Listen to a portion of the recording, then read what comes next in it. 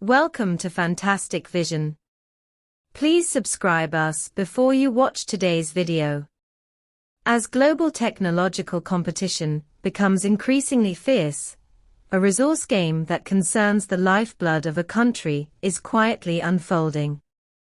As a country with abundant rare metal resources, China has recently introduced regulatory measures, triggering strong reactions from Western countries.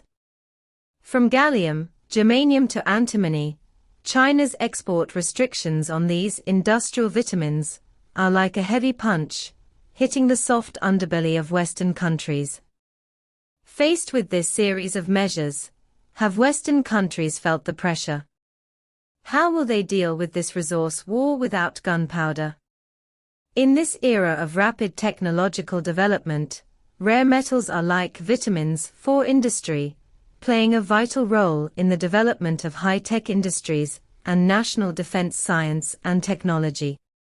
In this field, China can be said to have taken advantage of the time and place.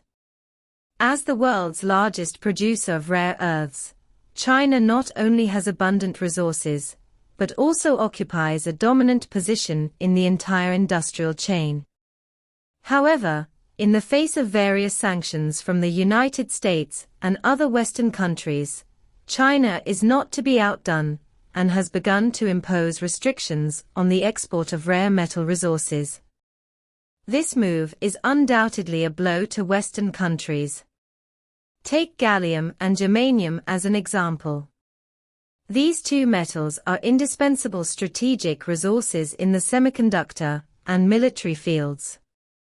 As soon as China made a move, the price of gallium and germanium in Europe doubled immediately, which really hurt the Western countries. But China's trump card is more than that. Recently, China announced that it would implement export controls on antimony. Don't underestimate antimony, it is scarce among the scarce, and the global proven reserves are only enough for 20 years.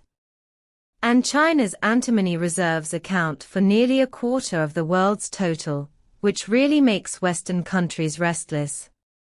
Think about it, more than half of the antimony metal and related products in the United States are imported from China. Now, as soon as China tightens its control, the United States immediately feels a lot of pressure.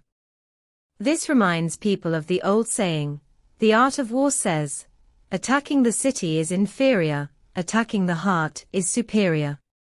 China's wave of operations can be said to be a direct hit on the soft spot of Western countries.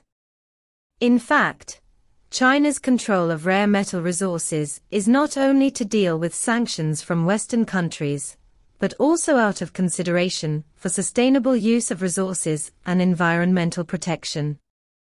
After all, excessive mining and disorderly development will not only damage the environment, but also affect the long-term sustainable use of resources. This approach can be said to be killing two birds with one stone, protecting domestic resources and responding to the global trend of environmental protection and sustainable development. Faced with this series of measures by China, Western countries are at a loss. They realized that their industrial development and defense needs are inseparable from China. This feeling is like suddenly finding that their lifeline is being strangled, and they want to break free, but can't do anything. However, Western countries are not sitting still and waiting for death. The United States began to look for rare earth importers to replace China around the world.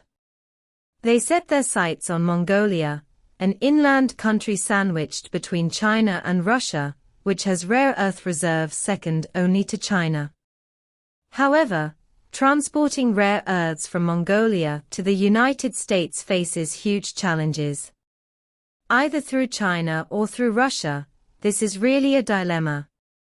At the same time, the United States is also stepping up the establishment of its own rare earth industry chain.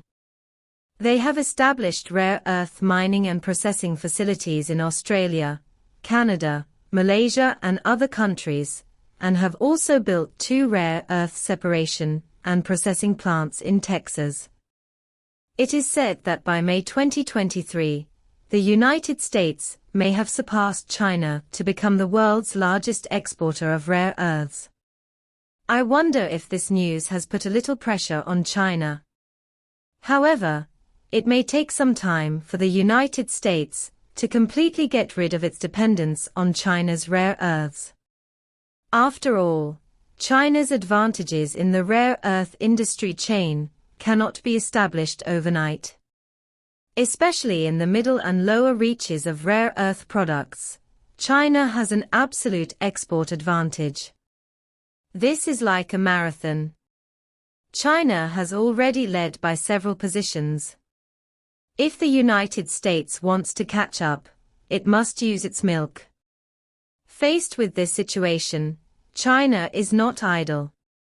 In order to maintain its competitiveness in the global rare earth industry chain, China is strengthening the reserves of upstream rare earth ores, while strengthening the processing capacity of ores and the research and development investment of downstream high-end materials and technologies in the middle and lower reaches. This is like playing a big game of chess. It is necessary to consolidate its own advantages and plan ahead to prevent problems before they happen.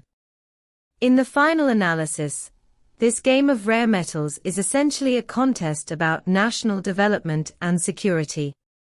As a country with abundant rare metal resources, China has the responsibility and obligation to make rational use of these resources, not only to serve its own development, but also to contribute to global sustainable development. However, it is hard to say what the outcome of this game will be. After all, in this era of interdependent globalization, no country can exist completely independently of other countries. Just like a big family, although there are sometimes conflicts and disputes, we still have to sit down and talk to find a solution acceptable to both sides. In this resource war without gunpowder, China is reshaping the global supply pattern with its rich rare metal resources. From rare earths to gallium, germanium, and antimony, every step of the move affects the nerves of Western countries. However, this game is far from over. In today's globalization, countries compete and cooperate with each other. How to protect their own interests while contributing to global sustainable development will be a long-term challenge. In any case, this rare metal game will have a profound impact on the global industrial chain and international relations. Let us wait and see how this game will eventually evolve. What do you think of this? Welcome to leave a message in the comment area for discussion.